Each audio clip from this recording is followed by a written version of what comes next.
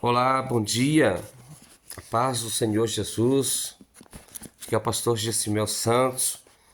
E eu já fiz as orações pelos irmãos, pelas irmãs. Fiz uma transmissão, né, para todos. E depois, conforme eles vão respondendo, desculpem, eu vou fazendo a oração individual para eles.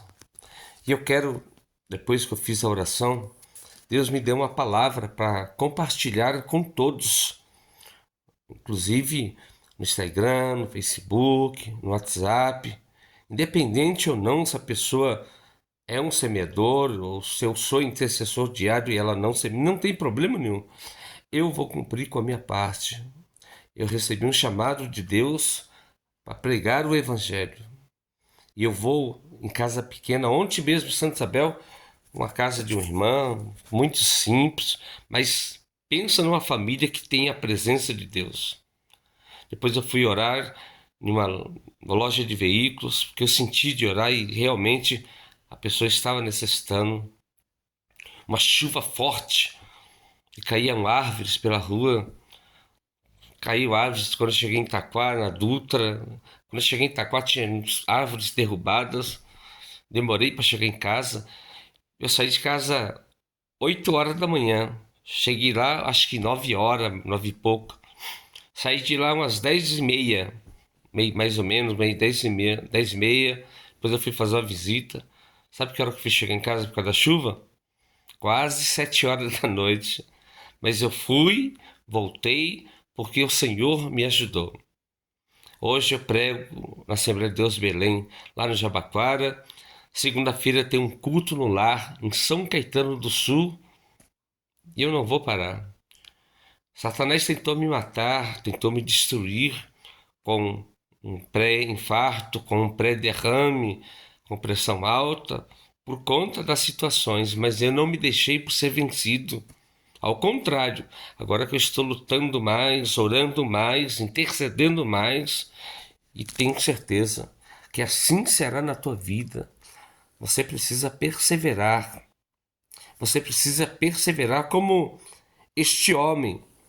A Bíblia nos diz aqui no livro de Lucas, no capítulo 8, a ressurreição da filha de Jairo.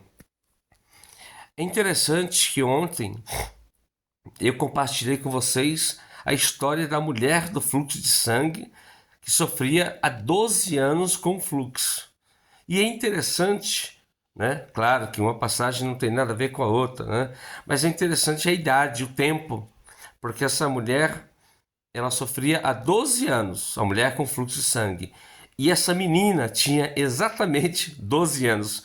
Não é coincidência. É para você ver que não importa o tempo ou a idade. Quando Deus entra na vida da pessoa, ele cura. Jairo, ele era um dos principais da sinagoga, um homem muito importante, um homem religioso que conhecia o Pentateuco, conhecia o Velho Testamento de ponta a ponta. Ele era um praticante, né, do Antigo Testamento, praticante da lei. E a Bíblia diz que mandaram uma mensagem para ele dizendo: Mestre, a sua filha está moribunda. A palavra do original do grego, que o Novo Testamento foi escrito no grego, o Velho Testamento no hebraico e algumas passagens no aramaico. No grego, essa palavra moribundo significa quase morrendo ou morto, ou morta, ou à beira da morte, que precisa de cuidados médicos urgente. Por alguns minutos ela vai morrer. Por alguns segundos ela vai morrer. Alguém precisa fazer alguma coisa. Quando Jairo ficou sabendo disso, e aí? Por ele ser religioso, ele podia sair do templo? Não. Porque senão ele seria corrigido. Eles tinham que ler o Becaroche, ler o Velho Testamento, ler alguns textos que era o costume religioso deles. E aí, quando falaram no ouvido de Jairo, a sua filha está quase morrendo. que você acha? Qual foi a atitude de Jairo? Por ele ser religioso, ele saiu do culto? Ou ele ficou no culto? Ou ele se preocupou mais com a saúde e a vida da única filha dele? Ou se preocupou com o sacerdote e a lei? O que você acha? Você já tem a resposta, né? A palavra falava ele ainda quando veio uma pessoa da casa do chefe da sinagoga dizendo: tua filha já está morta. Ó, nessa versão bíblica aqui, que é a Bíblia Sagrada de Letra Gigante Internacional, já diz que ela estava morta. Na Bíblia de Estudo Pentecostal diz que ela estava à beira da morte. Na Thompson diz que ela estava moribunda. Se eu não me engano, algumas versões da nova linguagem brasileira da Pentecostal está dizendo que ela estava à beira da morte. E em outras versões diz que ela estava moribunda, que é a mesma coisa, morrendo, tá bom? Só interpretações aí que são errôneas, mas o significado é o mesmo. O versículo 49 de Lucas 8 e 49. Disseram para ele que ela já estava, a tua filha já está morta.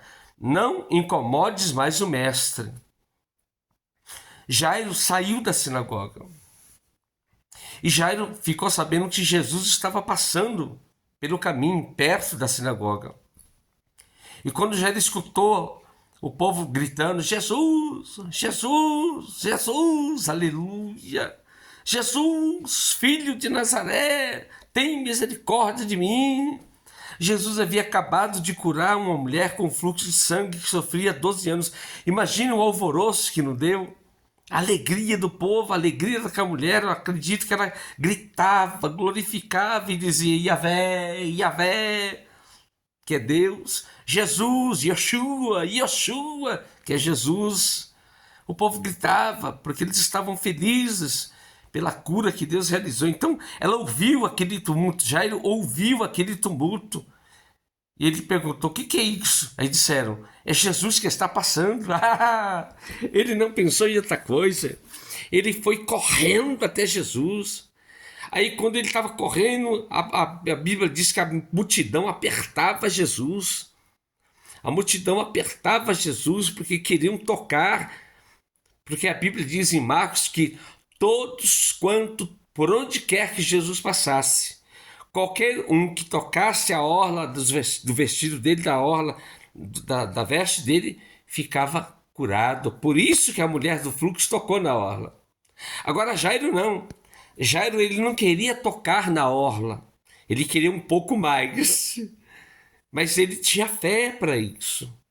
Você tem o direito de querer um pouco mais. Mas você precisa ter fé. Fé para enfrentar a religiosidade, para enfrentar os líderes que te comandam, que falam: não, você não vai para a igreja evangélica, não. Não, você não vai na casa do pastor lá pedir oração, não. Você vai ficar aqui, ó, aqui, ó. E quando Deus quiser, ele te cura, ele te dá sua vitória. Mas Jairo não fez isso. Por mais que ele era religioso, chefe da sinagoga. Ele era um dos chefes que dirigiu o culto na sinagoga. Ele nem quis saber, ele nem pensou mais na religião. Ele foi atrás de Jesus. Como ele era uma pessoa muito conhecida, uma pessoa importantíssima da sinagoga, as pessoas abriram caminho para ele. Jairo, aqui, deixa ele passar, porque ele é um religioso, ele é uma pessoa famosa, né? Vamos supor que mais ou menos isso. E aí os discípulos dele, que trabalhavam com ele na sinagoga, disseram: não incomode mais o mestre. Quem era o mestre? Jesus. Dá glória a Deus aí. O mestre não é o mestre da sinagoga, o mestre da igreja, o mestre da religião. O nosso mestre é Jesus Cristo, o Senhor, Filho de Deus Altíssimo, que morreu por mim, por você, e ressuscitou ao terceiro dia, e está sentado à destra do Pai, e descerá um dia com poder e glória, e todo olho verá, labanchori calabanchuria, todo olho verá e toda boca confessará que ele é o Senhor, o Filho do Deus Altíssimo. Amém? Mas vamos entrar em alguns detalhes aqui dessa mulher, dessa história desse homem, perdão. A primeira coisa que eu vejo que Deus me revela nessa mensagem: você precisa sair da religiosidade. Não estou criticando-a, nem criticando, mas a religiosidade, ela prende a pessoa. Você vai ter que adorar tal Deus. Você vai ter que prestar culto só a esse Deus. Esquece de Deus e obedece o pastor ou o mestre. Não estou criticando, estou apenas comentando para que você possa entender. A Bíblia diz que nós temos o livre-arbítrio. Então nós podemos ter a escolha. Podemos ser religiosos ou podemos simplesmente ser servos de Deus. Jesus falou: vós sois meus servos, vós sois a minha ovelha e eu sou o teu pastor. E de forma alguma eu abandonarei as minhas ovelhas. E se acaso ela fugir de mim, eu irei atrás dela, pegarei-a no colo e trarei de volta ao rebanho. Isso que é ser pastor, isso que é ser mestre. E Jesus, ele é especialista nisso. Então você precisa abandonar a religião. Abandonar, sair da religiosidade. Eu vou te falar uma coisa que Deus está me tocando no coração. Talvez você não vai gostar, mas existem evangélicos. Eu sou testemunha disso. E já orei muito para muitos casais, visitei muitos casais, porque eles são cristãos religiosos. Por exemplo, o irmão tem um cargo na igreja evangélica. E por causa do cargo, ele dorme na igreja, mas não vai dormir com a esposa. Não, hoje eu não posso te dar carinho, porque hoje é sábado. Não, hoje eu não posso, não vou estar pecando contra Deus. É religioso, é um cristão religioso. A esposa fala: meu amor, me dá um beijo, vamos dormir bem agarradinho hoje. A gente não precisa fazer nada, mas vamos... Não, hoje é sábado. Acabei de tomar a Santa Ceia. Você não foi, então você está em pecado e eu estou santo. Eu não posso tocar em você e nem você tocar em mim. Religioso, cristão religioso. Eu já orei por muitas pessoas e ainda oro por pessoas cristãs, evangélicas, que são religiosas demasiadamente. Você precisa abandonar isso. Amém? A segunda coisa: não importa o que os outros vão dizer a teu respeito se você vai atrás de Jesus. Vão te chamar de crente quadrado. É melhor, eu sempre falo, é melhor ser um cristão quadrado do que um cristão redondo. Porque redondo vai aonde as pessoas empurram. O quadrado não. Ele só vai se alguém empurrar ou se ele se esforçar para ir, mas ele para. Mas ele pensa bem e fala: não, eu vou ficar no caminho certo, eu não vou ficar rodando igual uma bola para lá e para cá, não, eu vou ficar quadrado. Amém? Seja um crente quadrado, mas também não seja ridículo. Você precisa ser flexível, entender a palavra, ler a palavra, entender as pessoas também e pregar o evangelho puro e genuíno. O evangelho puro e genuíno não critica a religiosidade, não critica a fé, a crença que as pessoas têm, mas a religiosidade prejudica a alma e a mente, o espírito e o coração. Então Jairo, ele tomou o segundo passo. Ele não ligou para que os religiosos, os demais chefes dele, iriam falar. Ele saiu, ele recebeu a notícia, ele saiu correndo da sinagoga e foi em encontro até Jesus. As pessoas foram abrindo caminho, ele foi passando e Jesus pregando, continuando a andar. E ele pegou e falou: para, por favor. Ele caiu de joelhos. O texto nos diz que ele caiu de joelhos diante da presença de Deus. E ele caiu de joelhos. O segredo da nossa humildade, da nossa vitória, para receber e conquistar bênçãos, nós precisamos cair aos pés de Jesus. Pedro escreveu dizendo: cairdes aos pés de Jesus e humilhai-vos a Deus, porque ao tempo certo ele te exaltará. Amém? A mulher com fluxo de sangue, ela caiu aos pés de Jesus e tocou na orla de Jesus. Jairo, ele caiu aos pés de Jesus. Aquele leproso que saiu do vale dos leprosos, que estava leproso, ele caiu aos pés de Jesus e disse: se quiseres, me cura. Aleluia. Jesus pegou na mão dele: sim, eu quero. Qual é o segredo? A humilhação. Cair aos pés de Jesus significa render-se a Ele, reconhecer que você é fraco, que você é fraca, se render a Cristo de corpo, alma e espírito. Jairo fez isso e Jesus automaticamente pegou na mão dele, levantou ele e disse, mas disse Jesus, ouvindo isso, lhe disse: não temas, crê somente e ela será salva. Olha só, ela não era salva. Ela não era salva. Jesus podia falar: ó, fique em paz, eu irei curá-la. Em outras versões está escrita curá-la, mas essa versão diz salva. Ou seja, ela precisava da cura. E precisava do quê? Da salvação. O pai era tão religioso, mas a filha não era. E Jesus pegou com a multidão, começou a seguir a Jairo. E era uma boa caminhada até a casa de Jairo, porque a filha dele não estava no templo. Deveria estar no templo, porque a filha deveria obedecer ao pai. Uma menina de 12 anos, mas ele foi, Jesus foi. Acredito eu que Jesus abraçou Jairo. Foi abraçado com Jairo. Sente o abraço de Jesus nesta manhã. Sinta a presença de Deus. Eu acredito que o Senhor Jesus, porque Ele não faz, a Bíblia diz que Jesus não faz acepção de pessoas. Eu creio que Jesus, não está escrito, mas eu creio que Jesus abraçou a Jairo ou colocou a mão nos ombros dele e disse: crê somente, porque tudo é possível ao que crer.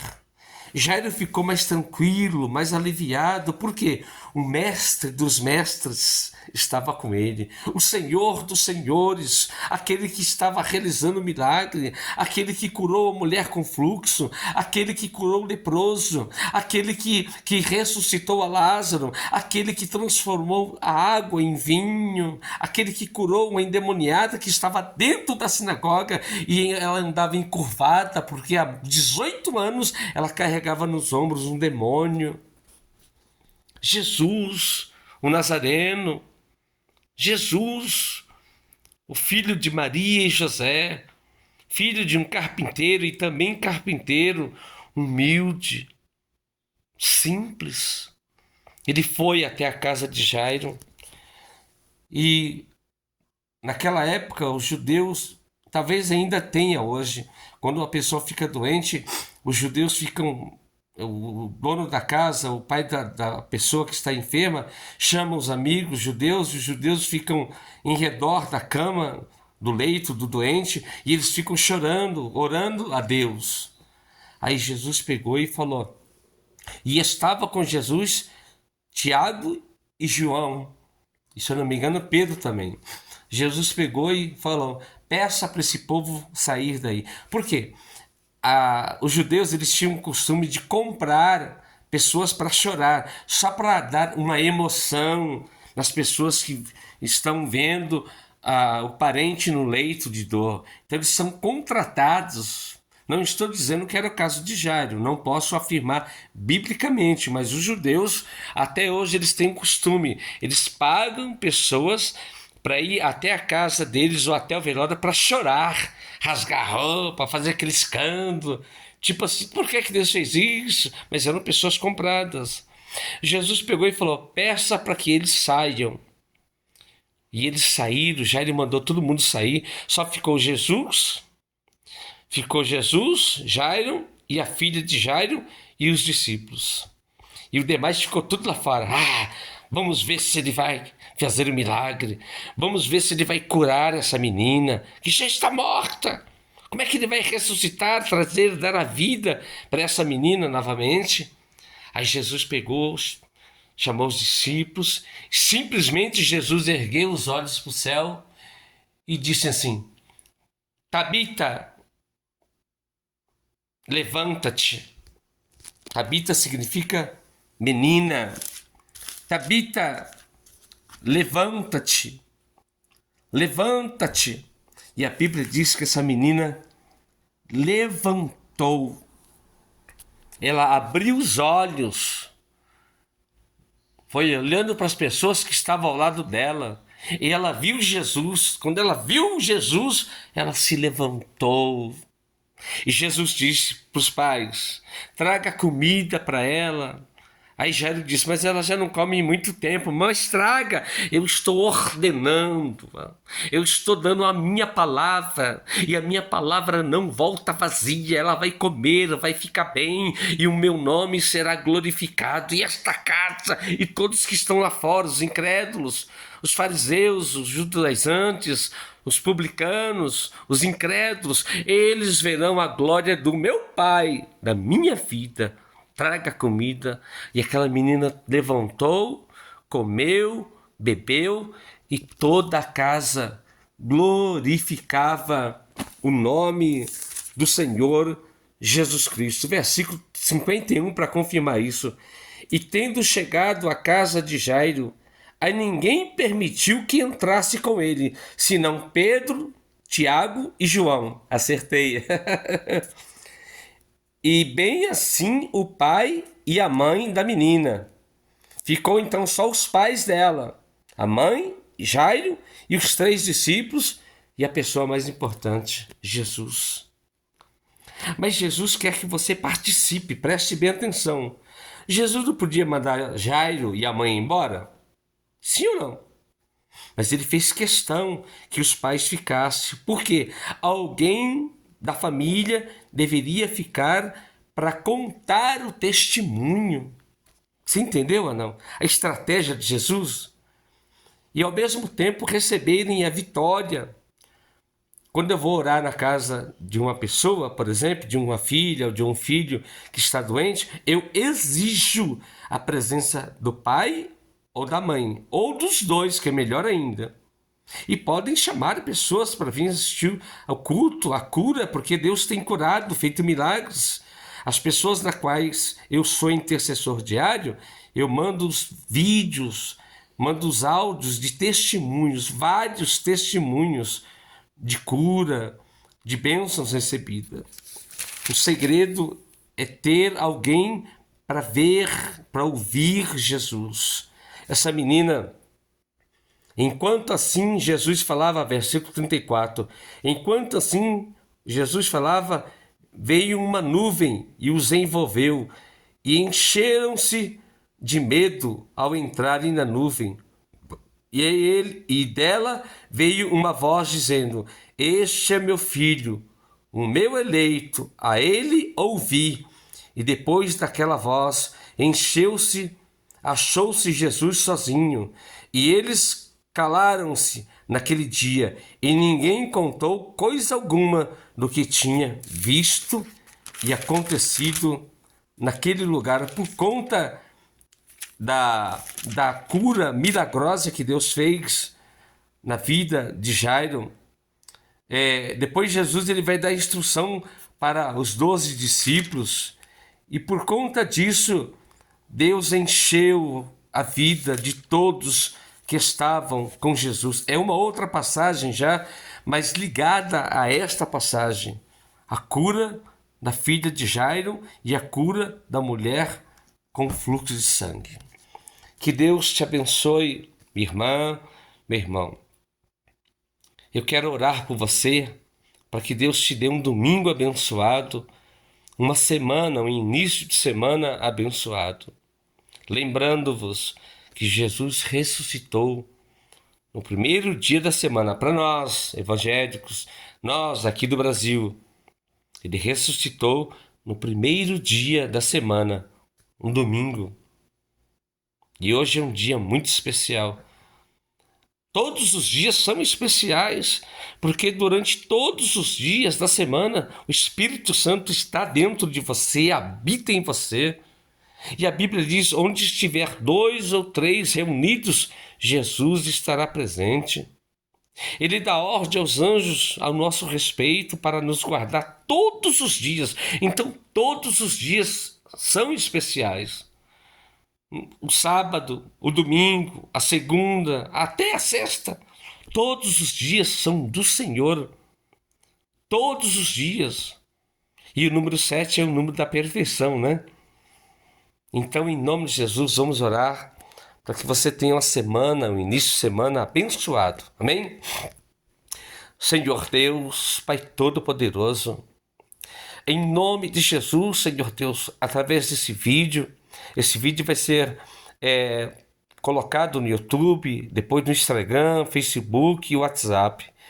E todas as pessoas que ouvirem, assistirem esse vídeo, que elas possam ser curadas, impactadas pelo Teu Espírito Santo e recebam esta palavra de bom grado, com amor, e sejam libertos pelo poder do nome de Jesus. Ainda que ela esteja à beira da morte, o Senhor vai trazê-la de volta à vida, em nome de Jesus, porque a Tua palavra é a vida. E o Senhor diz que no mundo tereis aflição, mas tende bom ânimo. Eu te darei vitórias, te darei forças, te renovarei para estar contigo por onde queres que andar. Amém? Que Deus te abençoe. Que Deus te dê vitória. Um beijo no teu coração. E se você sentir e quiser e querer ter um intercessor diário, para que eu possa estar orando por você todos os dias e durante uma vez por mês, que é lei, está na lei. Você me ajuda a pregar o Evangelho. Por exemplo, às vezes tem igreja que me convida para eu pregar o Evangelho e eles dizem: Pastor Gessimiel, a nossa igreja passou por uma luta, não vou te falar qual é, mas o maior problema está sendo a quantidade de membros, porque um pastor se rebelou contra a igreja e arrastou. A igreja tinha 100 membros, arrastou 90 membros. Tem um pastor que me mandou uma mensagem esse dia, falou: a igreja tinha em torno de, acho que 80 membros. Sabe quantos membros tem agora? 5. Ele tem que pagar aluguel, tem que prestar conta, levar o dízimo para a igreja. Mas como é que ele vai dar o dízimo se os 5 que não estão podendo contribuir? Imagine o desespero desse pastor. Mas não temas. Deus está contigo. Deus está com você. Então teve esse pastor que me chamou e disse: Gessimiel, eu quero muito que você venha pregar aqui. Além de você ter uma ministração boa, uma gesticulação boa. É ele que disse, não foi eu, hein? Tô brincando. Você tem o Espírito Santo, você tem o dom da revelação, o dom da palavra, mas a gente não tem dinheiro para te dar, para pagar pelo menos a sua gasolina. Eu vou do mesmo jeito. Porque quando eu volto, alguém me liga e fala: Gessimiel, Deus mandou eu depositar um valor na tua conta. Me dá seu Pix. Aí que já vem a benção. Então eu atendo, mesmo se a pessoa não puder me dar o dinheiro da gasolina, eu atendo. Por quê? Porque através da tua vida, que vai ter eu como intercessor diário, através da tua vida, eu serei abençoado pela semente que você vai semear no meu ministério. E aí eu consigo atender essas igrejas que não podem me bancar, pagar a gasolina. Amém? Deus abençoe. Fique na paz. Daqui a pouco eu divulgo o vídeo.